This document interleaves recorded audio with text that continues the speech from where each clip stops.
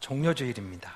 우리가 너무 잘 아는 이 종료주일은 사실은 이제 고난주간의 시작이지 않습니까? 여러분이 사복음서를 보시면 이 종료주일에 대한 이야기가 다 나와 있는데, 사실은 지금부터 일주일간의 그 여정이 여러분 놀랍게도 복음서의 약 3분의 1을 다 차지하고 있습니다.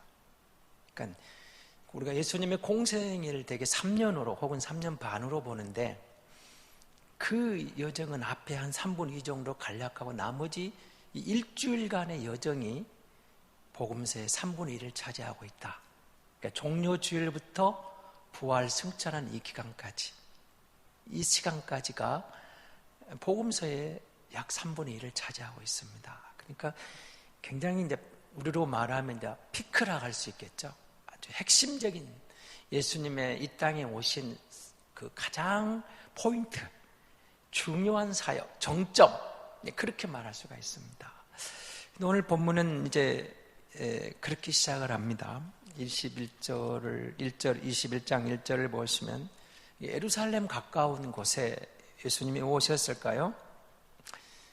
유월절을 지키러 사실은 오신 거죠. 예수님이 오셔서 이제 예수 그리스도의 따르는 제자들과 함께 유월절을 지키고 비아 둘로로사라는 십자가 길을 걸어서 십자가에 처형당하는 여기까지, 그 다음에 이어집니다만은 이제 그러기 위해서 예루살렘에 들어오시는데, 이제 예루살렘의 입성, 아주 굉장히 의미 있는 사건이거든요. 예수님이 이제 우리 33살 생각하면은 8일 만에 이제 할례 받으러 올라간 사건부터 시작해서, 그때 어렸을 때는 부모님과 함께 성년이 되어서는 스스로 1년에 적어도 3차례 올라가셨을 거 아니에요. 그러니까 6월절도 정확히 말하면은 예수님이 30번을 지켰다 하기는 좀 그렇고, 어렸을 때부터 쭉 하면은 글쎄요, 약 30번 가까이 지키지 않으셨을까.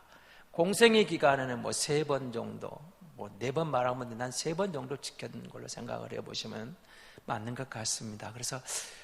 그런데 이때 들어오신 예수님의 행렬 가운데 오늘에 예루살렘을 지금 처음 가는 게 아니지 않습니까? 그러나 이 마지막 유월절을 지키려 예루살렘에 들어오신 장면은 굉장히 의미가 있다, 그 말입니다. 그래서 다른 때와 다른 행보를 보이신 겁니다. 유월절을 지키자. 그런데 건너편 마을에 가서 나귀가 있을 텐데 그 나귀를 끌고 와라.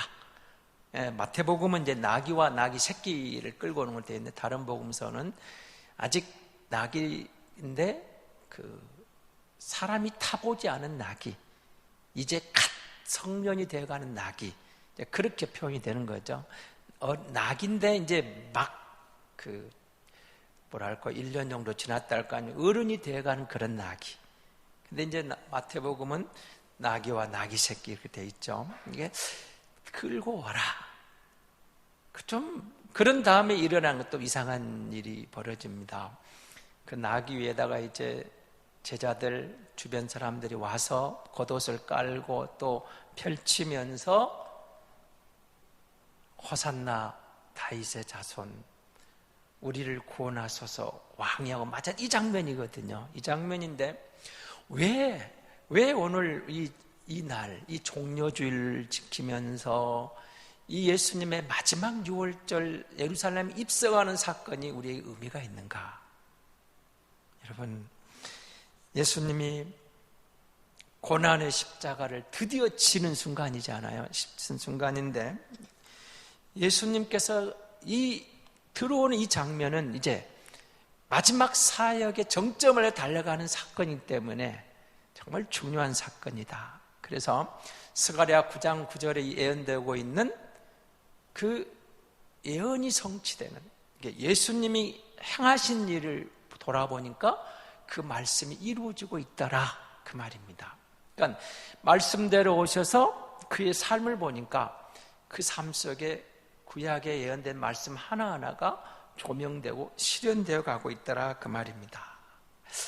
자, 그런데 종료주일마다 제가 느끼는 게 좀 뭔가 좀 애들 소꿉장난 같다 그런 생각을 늘 하게 되거든요. 왕이 들어오는데 왕의 모습치고는 좀 초라하다는 생각이 듭니다. 여러분, 왕하면 적어도 어떻게 와야 됩니까? 기마병. 그렇죠? 왕은 나귀 타고 오는 사람이 아닙니다. 말을 타고 와야 돼요. 백마 타고 들어온다든지, 그야말로 그냥 갈기를 휘날리는 거창한 말을 타고 기병대가 앞장서고 뭐 그렇게 와야 되는 왕인데 나귀를 타고 와요. 나귀는 여러분 전쟁용이 아닙니다. 나귀는 농사용이고 짐을 실어 나르는 일종의 짐꾼이지, 나귀가 무슨 전쟁에 나가서 쓴다든지 뭐 그런 용도가 아니에요. 여러분, 왕들은 어떤 왕입니까? 정복하고 로마의 무슨 개선 장군이 들어오고 그 화려한 기마병 뭐 아니면 여러 그 많은 군중들 속에 그야말로 거창한 환영 속에 들어오는 승리의 영광 또는 어떤 권위의 상징, 그런 행렬이 돼야 되는데 예수님이 오신 행렬은 그야말로 초라하기 그지없는 나귀 타고, 그것도 새끼 나귀를 타고 종려나무 가지를 흔들면서 호산나를 외치는 군중 사이로 입성하고 있는 겁니다. 뭘 말해줄까요? 여러분, 앞부분에 여러분 동영상을 보셨지만 저들이 기대하는 정치적인 왕이 아니었습니다. 전쟁에 승리하는 무력을 가지고 세상을 제압하는 그런 왕이 아니었습니다. 이 왕이 누구냐? 평화의 왕이다. 이 왕이 누구냐? 겸손한 왕이다. 이 왕이 누구냐? 사랑의 왕이다. 이렇게 등장하고 계시는 겁니다. 적어도 여러분, 호산나를 외치는 이 무리가 기대한 왕은 어떤 왕입니까? 이제 우리를 구원하소서. 뭘 구원해 주라는 말입니까? 이 가란 심령을 건져주라 그 말입니까? 아니었어요. 로마의 압제로부터 이제 우리를 제발 좀 건져주십시오. 이 복음서가 여러분 그 장면을 제가 다른 복음서를 좀 읽어드렸다면 참고해 보시기 바랍니다. 다윗의 자손을 오늘 호산나 이렇게 했던 이 장면을 마가복음 11장 10절 이렇게 말합니다. 앞으로 다가오는 우리 조상 다윗의 나라, 좀 나라가 붙어 있어요. 다윗의 나라, 마가가 말하는 겁니다. 누가복음 19장 38절은 주님의 이름으로 오시는 왕, 이렇게 표현을 해요. 요한복음은 주의 이름으로 오시는 이 곧 이스라엘의 왕, 요한복음 12장 13절. 똑같이 표현하는데 조금씩 달라요. 다윗의 자손, 다윗의 나라, 주님의 이름 오시는 왕, 이스라엘의 왕. 다 포인트는 왕이라는 표현을 쓰고 있어요. 왕. 근데 어떤 왕? 다윗과 관계가 있습니다. 다윗의 나라, 이스라엘의 왕, 다윗의 나라, 다윗의 왕, 다윗의 나라 그 왕, 누구가 오겠다는 겁니까? 다윗과 같이 우리에게 진정한 번영을 주고 이 땅에 풍요를 주고 열방으로부터 조공을 받을 수 있는 그런 멋진 왕. 어떤 메시아예요? 어떤 왕이에요? 정치적인 왕, 군사적인 왕, 힘이 있는 왕, 우리의 육신의 문제를 해방시킬 수 있는 왕, 이 억압을 구원해 줄 수 있는 왕. 그래서 이들이 호산나를 외치고 있다는 겁니다. 이제 우리를 구원하소서. 이제 우리를 구원하소서. 그런데 주님은 오늘부터 그 길을 갑니까? 로마로부터 구원을 주십니까? 이들에게 다윗의 영광을 줍니까? 아니었습니다. 겸손의 왕, 평화의 왕, 사랑의 왕, 원수까지도 사랑하는 놀라운 사랑의 왕, 그 왕이 오셨다는 거예요. 저와 여러분 이 시대에 예수 믿는 성도로서 우리가 기대하는 그리스도는 어떤 그리스도입니까? 내가 믿는 주님은 어떤 주님입니까?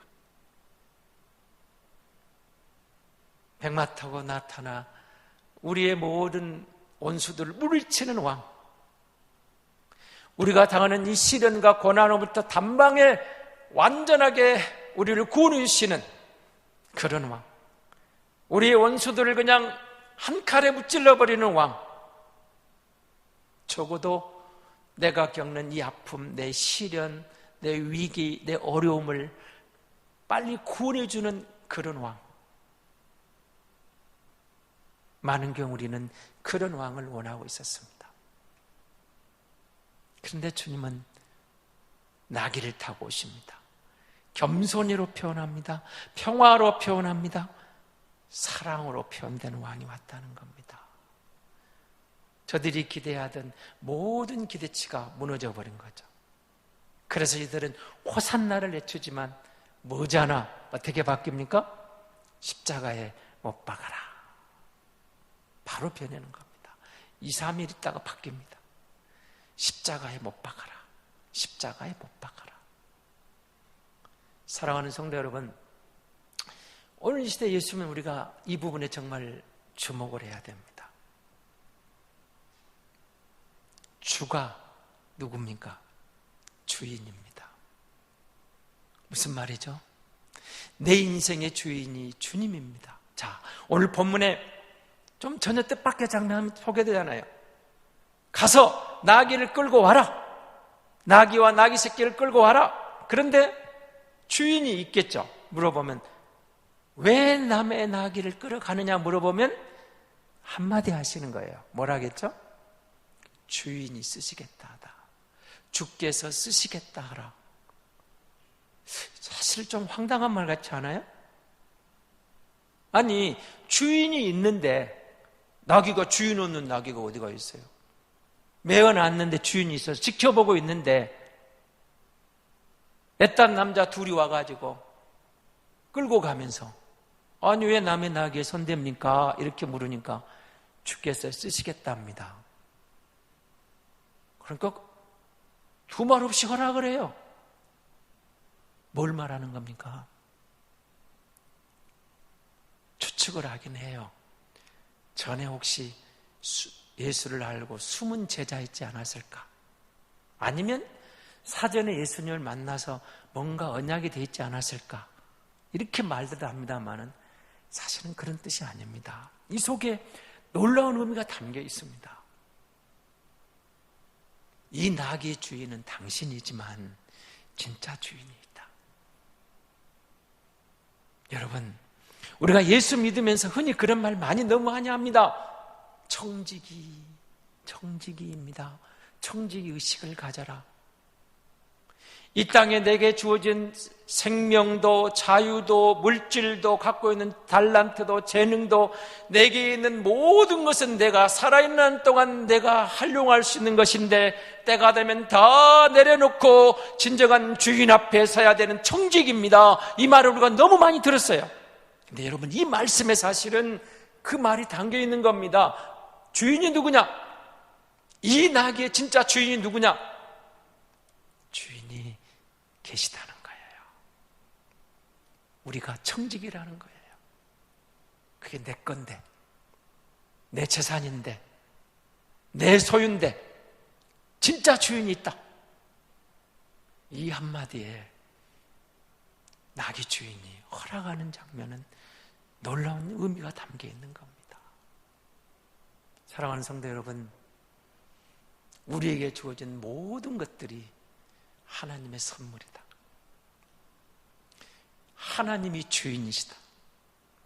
사는 날 동안 잠시 내게 맡겨놓으셨다. 어떻게 하라고? 잘 쓰라고, 잘 활용하라고. 그거 움켜쥐다가 죽지 말고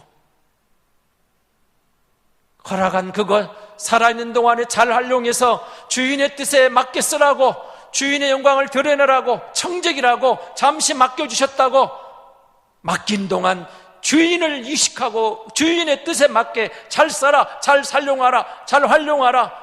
그걸 잘 써라. 주인이 있다. 진정한 주인이 있다. 진정한 주인이 있다. 근데 우리는 청직이란 말을 너무 많은 설교를 듣고 매달 매년 임명할 때마다 청직 임명을 하고 청직이라는 설교도 또 수도 없이 또 들었지만 너무도 많은 우리의 삶이 내가 주인이 되어 있습니다. 내 것이기에, 내가 주인이기에, 내 인생은 내가 주인이라고, 내게 있는 것은 다 내가 주인이라고 주인 노릇할 때 주님이 한마디 하셨습니다. 주께서 쓰시겠다 하라. 주께서 쓰시겠다 하라. 성도는 이 귀가 열린 사람입니다. 주께서 쓰시겠다. 주님이 필요로 하신다. 내가 너를 불렀노라. 내가 너의 진정한 주인이노라. 내가 내게 잠시 맡겨 놓았노라. 언젠가는 내가 맡긴 그 모든 것을 가지고 내 앞에서 결산할 때가 있느니라. 그 말입니다. 주인이 있다. 생명 있는 날 동안 내게 잠시 맡겨 놓은 것들, 사랑하는 성도 여러분, 이걸 놓치지 말아야 됩니다. 이걸 믿는 사람들이 성도입니다. 그리고 호산나 다윗의 왕이여, 호산나 다윗의 나라여, 이스라엘의 왕이여, 들어오는 그 예수 그리스도를 보면서 외쳤던 저들의 환상, 이제 우리가 구원을 얻을 것이다. 기대가 됐잖아요. 여러분, 예수 믿고 그래, 그 복음처럼 이제 내가 뭔가 될 거야, 뭔가 구원을 받을 거야, 내 문제가 이제는 끝났어, 주님이 해 주실 거야, 놀라운 기대치를 갖고 믿음의 시작을 했는데 때로는 여전히 우리는 그 문제 가운데 씨름하고 있고 때로는 더 큰 문제 가운데서 버벅댈 때가 있거든요. 버벅댈 때가 있어요. 아니, 내가 예수 믿는데, 내가 그분의 손 안에 들어왔는데, 그분이 구원해 주신다겠는데, 그분이 주인이 됐으면 하면 내 인생의 앞날이 열릴 줄 알았는데 여전히 앞이 안 보이고 여전히 문제 가운데서 어떨 땐 더 꼬여버리는 순간, 아니 예수 믿는데 왜 이러지? 그럴 때 우리가 얼마나 당황합니까? 목사님 저도 때로는 버벅대요. 하나님의 뜻이 어디 있습니까? 그런데 주님이 하신 모든 일 하나하나를 이제 마태는 뭐라고 말을 하죠? 스가랴 예언서의 성취, 이사야 선지자의 말씀의 성취, 그걸 이루기 위해서 주님이 막 수고하고 노력한 게 아니고 주님이 이 땅에 오셔서 자신의 그 자유롭게 모든 일을 이루어가면서 묵묵히 사명의 길을 아버지 하나님이 보낸 일을 감당해 가고 있는데 하나하나 자치마다 걸음마다 말씀이 이루어지고 있더라 그 말이에요. 말씀이 성취되고 있더라 그 말입니다. 여러분, 오늘 아침 시편 129편이 고난을 이기는 믿음이 시편 129편입니다. 고난을 이기는 믿음. 말씀이 성취되어 가는 과정을 우리에게 보여주시는 주님이 성도에게 말씀으로 찾아오셔서 고난 가운데 찬양할 수 있는 이유를 주십니다. 고난 가운데 기도할 수 있는 이유를 주십니다. 고난을 통과할 수 있는 게 믿음이 뭔가를 보여주고 계시는 거거든요. 믿음이 뭔가, 약속을 믿고 그 약속의 말씀을 의지해서 때로는 이해가 안 됩니다. 때로는 앞이 안 보입니다. 때로는 답답합니다. 그런데 그 말씀이니까 하나님의 말씀이 이루어질 것을 믿습니다. 말씀이 여기 있기에 그 말씀대로 될 줄을 믿습니다.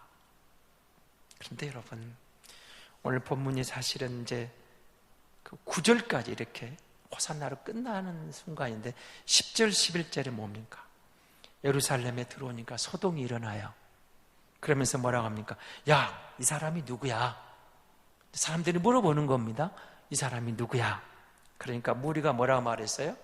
갈릴리 나사렛에서 나온 선지자 예수, 나사렛에서 나온 예언자 예수. 이 무리가 뭔가 고백을 하는데 왜 메시아 예수, 그리스도 예수 이렇게 말을 못하죠? 아마 종교 지도자들, 대제사장들, 바리새인들, 서기관들 눈치 보느라고. 그래서 예언자, 근데 그것도 이스라엘의 예언자가 아니고 나사렛의 예언자. 무슨 말입니까? 촌동네 그 예언자 축소시켜버립니다. 나사렛의 예언자. 저들에게는 그렇게 보였을지 모르지만 이 예수가 누구냐? 이 예수가 그리스도다. 종교 지도자들이 그렇게 억압하고 있을지 모르지만 예수님이 오셔서 여러분 끝까지 말씀을 성취하시면서 하시는 말씀은 단 한 가지입니다. 내가 그리스도다. 내가 메시아다. 내가 바로 그렇게 너희가 고대하고 있는 그 그리스도 메시아니라. 이렇게 말하고 있는 겁니다. 비록 초라한 나귀를 타고 너희 보기에는 이게 왕 같지 않은 것 같고 너희 보기에는 초라하고 속곱장난 안 하는 것 같고 이게 뭐 하는 거냐 그렇게 보일지 모르지만 화려한 기마병이 등장하지 않고 화려한 기마대 그들이 등장하지 않는 개선장군의 모습은 아닐지라도 드디어 진정한 메시아가, 진정한 그리스도가, 진정한 왕이 오늘 시온에 입성하셨노라. 그 말을 하고 싶은 거예요. 마태는 그 말을 우리가 주고 있는 거 우리는 알고 있지만 저들은 그 말을 못하죠. 진정한 메시아가 왔노라. 그가 드디어 시온에 들어오노라. 드디어 예루살렘에 들어오노라. 누가? 메시아가. 누가? 그리스도가. 누가? 바로 너희가 그렇게 고대하던 진정한 메시아가 그리스도가 이분이다. 우리는 이 예수를 믿고 있거든요. 그가 예루살렘에 들어왔습니다. 평화의 왕이 오셨습니다. 겸손의 왕이 오셨습니다. 사랑의 왕이 오셨습니다. 오늘 이 시대를 살아가는 성도가 겸손한 사람, 겸손한 왕을 맞이하고 그리스도와 더불어서 더 낮은 곳으로, 더 낮은 곳으로, 더 낮은 곳으로 겸손히 그를 따르는 교회 제자. 평화의 왕이 오셔서 세상은 안 되면 칼을 뒤두르고 총을 휘둘려서 무력으로라도 내 나라, 내 백성, 내 민족, 내 이익, 내 유익을 위해서는 이렇게 주먹이 나가는 세상이지만 주님은 오셔서 나는 내 원수도 사랑하노라. 나는 평화의 왕이니라. 메시아는, 그리스도는 평화의 왕이니라. 우리가 정말 한 칼에 단 한 방에, 이스라엘 한 방에 저 대적들을 다 날려버렸으면 원하는 그 순간에도 그는 이렇게 말하는 거죠. 나는 저들도 사랑하노라. 사랑의 왕, 평화의 왕. 오늘 우리 교회가, 주를 믿는 저와 여러분이 이 평화의 왕, 겸손의 왕, 사랑의 왕을 영접하고서도 여전히 우리는 우리가 가질 그 높은 자리, 화려한 자리, 위대한 자리, 힘 있는 자리, 내 것을 많이 소유하는 부귀영화를 누리고 싶은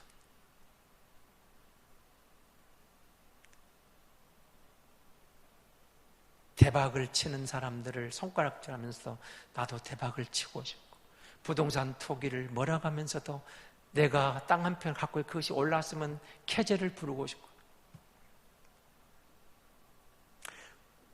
개교회주의로 흘러가면서 우리 교회는 안전하니까 주변의 작은 교회는 아예 관심도 두어버리지 않은 이 잘못된 개교회주의. 매주마다 신앙 고백을, 공교회를, 거룩한 공교회를 믿는다고 고백하면서도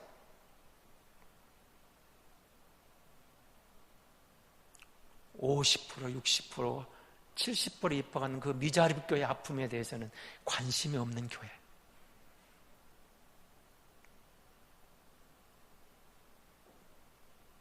여러분, 저는 한국교회가 그걸 얘기해야 되지 그걸 얘기해야 되지 않을까요? 예수 믿는 내가 내 아들, 딸만 좋으면 괜찮아. 우리 집만 안전하면 괜찮아. 내 재산만 안전하면 돼. 내 재산만 늘어나면 돼. 움켜쥐다가 청직이라고 하면서 주인이 말할 때 주인은 그걸 통해서 그건 내 거야. 내가 주인이야. 넌 청직이야. 그렇게 말씀하시는데 여전히 내가 주인 노릇하고 움켜쥐다가 우리가 그분 앞에 선다면 얼마나 부끄럽겠습니까? 종려주일 왕이 오셨습니다. 겸손의 왕이 오셨습니다. 평화의 왕이 오셨습니다. 사랑의 왕이 오셨습니다.